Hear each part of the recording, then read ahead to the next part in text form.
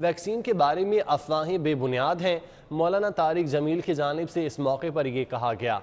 मजहबी स्कॉलर मौलाना तारिक जमील ने वैक्सीन लगवाई है। वैक्सीनेशन सेंटर उनकी आमद हुई जहां पर उन्होंने कोरोना से बचाव के लिए वैक्सीन लगवाई, जबकि मजहबी स्कॉलर ने अवाम से भी वैक्सीन लगवाने की अपील की है।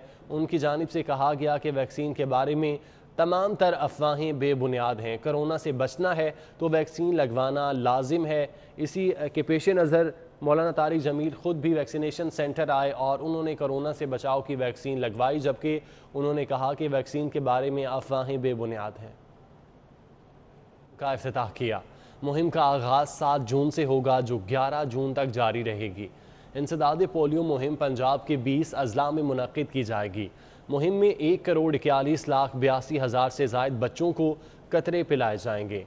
मजहबी रहनुमा मौलाना तारिक जमील ने इंसदाद पोलियो मुहिम का इफ्तिताह कर दिया है। मौलाना तारिक जमील ने बच्चों को कतरे पिलाकर इंसदाद पोलियो मुहिम का इफ्तिताह किया।